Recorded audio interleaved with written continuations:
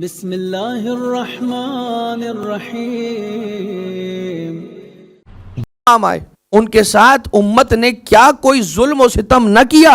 اب یہ جو 12واں ہے اسے میں اپنی رحمت کے حجابوں میں چھپا کے رکھوں گا, غیبت کے پردے میں محفوظ رکھوں گا, تاکہ یہ رہیں بھی, لوگوں کی ہدایت بھی ہوتی رہے, ارض و سما بقا کے دائرے میں قید بقا میں بھی رہے, تقریب کا شکار بھی نہ ہو زمین و ارض و سما, اور وہ محفوظ بھی رہیں. اس کی مثال جو علماء کرام نے دی ہے اور جو کتابوں کے اندر جو علماء کرام نے اس کی مثال لکھی ہے, وہ مثال ایسے لکھی ہے کہ جیسے سورج بادلوں کے پیچھے چھپ کر بھی گرمی اور روشنی دینا چھوڑتا نہیں ہے, بالکل اسی طرح سے امام زمانہ صاحب الامر علیہ الصلوۃ والسلام بھی غیبت میں رہ کر وہ ساری چیزیں اپنے بندوں تک پہنچاتے ہیں جو رب ذوالجلال پہنچوانا چاہتا ہے. اسی لیے جب آپ زیارت جامعہ کبیرہ میں جا کر دیکھتے تو بکم ينزل الغیث و بکم یمسک السماء ان تقع علی الارض بکم ينفس الهم ويكشف الضر وعندکم ما نزلت به رسله وهبطت به ملائکته وعندکم, آپ وہ ہیں, آپ کے ذریعے سے, آپ کی وجہ سے بارش برستی ہے. آپ ہیں کہ جن کی وجہ سے, جن کے سبب سے یہ آسمان زمین پر نہیں گرتا. آپ وہ ہیں کہ جن کی وجہ سے اللہ ہمیں رسوا اور ذلیل ہونے سے بچاتا ہے ہر دن. یہ کیسے جملے ہیں؟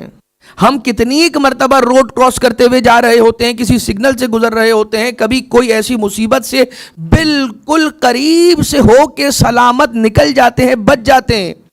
وہاں پر ضرورت اس بات کی ہے کہ ہم اپنے زمانے کے امام کو یاد کریں, اس لیے کہ ہم اگر عام افراد ہوتے, وہ لوگ کہ جن کے دلوں میں مودت نہ ہوتی, وہ کہ جو امام زمانہ کے ماننے والے نہ ہوتے, ان کی امامت کا دم بھرنے والے نہ ہوتے, تو شاید کسی نہ کسی بلا کا شکار ہو جاتے. اس بلا سے محفوظ رہنے کی وجہ ہی یہ ہے کہ ہمارے دل میں امام زمانہ کی امامت پر ایمان ہے.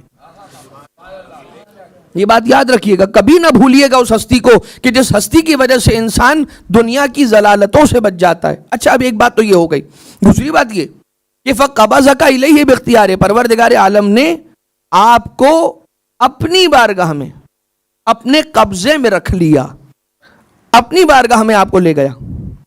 موت ایک ایسی حقیقت ہے کہ جب امام معصوم علیہ الصلوۃ والسلام سے بھی پوچھا گیا, سرکار امیر المومنین علیہ الصلوۃ والسلام کیا فرماتے ہیں کہ تم اپنے گزرنے والے ایام اس طرح سے انہیں ٹریٹ کرو کہ جو گزر گیا وہ ختم, جو آنے والا ہے اس کا کچھ پتہ نہیں, جو یہ آن ہے نا, آن جو پریزنٹ ہے, پریزنٹ اس کے اندر زندگی گزارو. اس لیے کہ جو آنے والا وقت اور آنے والی ساعت ہے اس میں تمہیں یہ بات نہیں معلوم کہ تم زندہ ہو یا زندہ نہیں ہو. لہذا جو کل ہے, کل خود مولا حسن مجتبیٰ علیہ الصلوۃ والسلام کی جو وصیتیں ہیں ان میں سے ایک وصیت کیا ہے؟ ایک وصیت یہ ہے کہ وہ دن جو ابھی تک آیا نہیں ہے اس کے بارے میں اتنا فکر مند نہ ہو کہ تم بلڈ پریشر کے مریض بن جاؤ. یہ بات یہ امام معصوم علیہ السلام نے نہیں فرمایا, یہ میں اضافہ کر رہا ہوں. لیکن یہ کہ خود امام حسن مجتبیٰ علیہ السلام کیا فرما رہے ہیں کہ جو دن ابھی آیا ہی نہیں ہے اس کی فکر میں اتنا لگے ہوئے ہو, اتنا پریشان ہو گئے, کسی کو شوگر ہو گیا ہے, کسی کو بی پی ہو گیا ہے, کسی کو ڈپریشن ہو گیا ہے, کسی کو انگزائٹی ہو گئی ہے, کسی کو خدا نہ خواستہ الزائمرز کی بیماری. یہ کیوں ہو رہا ہے؟ اس لیے کہ ہم توکل سے دور تر ہوتے چلے جا رہے ہیں, ہم صبر کے دامن کو چھوڑتے چلے جا رہے ہیں. لہذا اس بات کو ذہن میں رکھیں. اور کیا کہ مولا کائنات علیہ السلام نے فرمایا کہ اپنے آپ کو ہر وقت موت کے لیے تیار رکھو.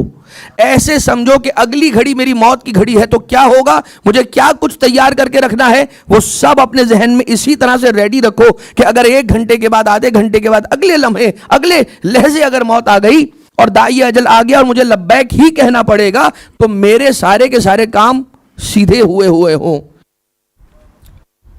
دوسری بات یہ کہ کسی نے امام جعفر صادق علیہ الصلوۃ والسلام مولا سے پوچھا,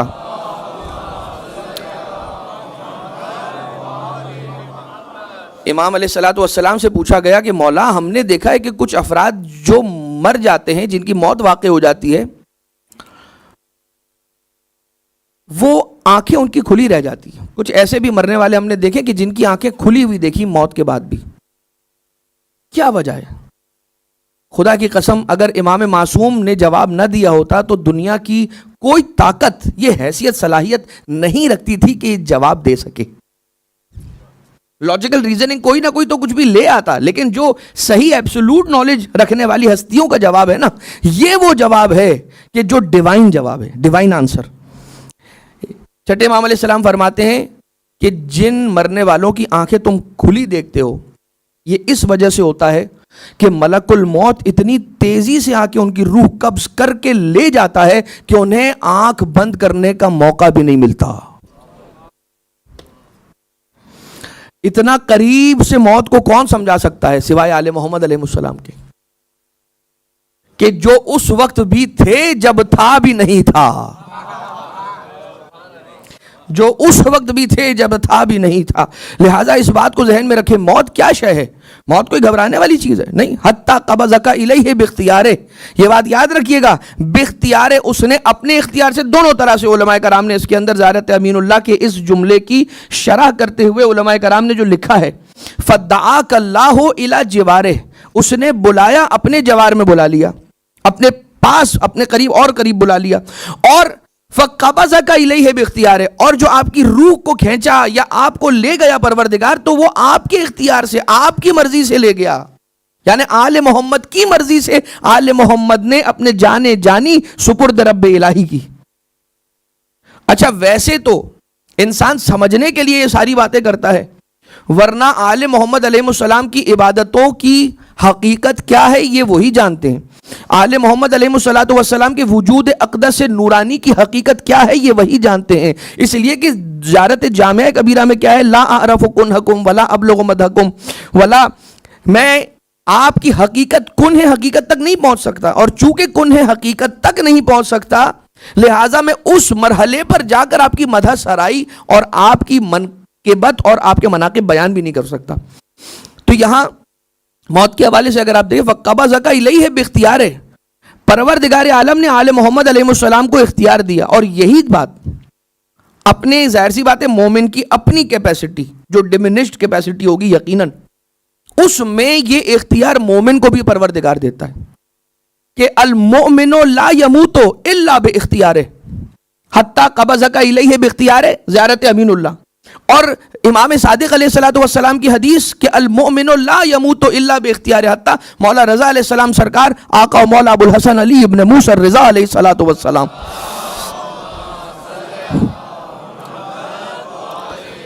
مولا رضا علیہ السلام ارشاد فرماتے ہیں کہ المؤمن لا يموت الا باختیارہ, مومن بغیر اپنے اختیار کے جان نہیں دیتا.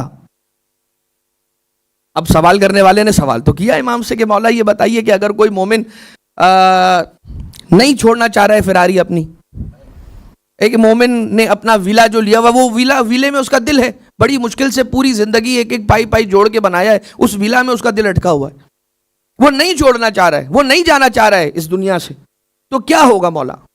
یا اور الگ اس پہ آ جائیے تو کوئی یہ کہے کہ اس کی اولاد, کوئی کہے کہ اس کی ذمہ داریاں باقی ہیں جن کو اس کو کچھ کام تھے جو زندگی میں انجام دے دینے تھے.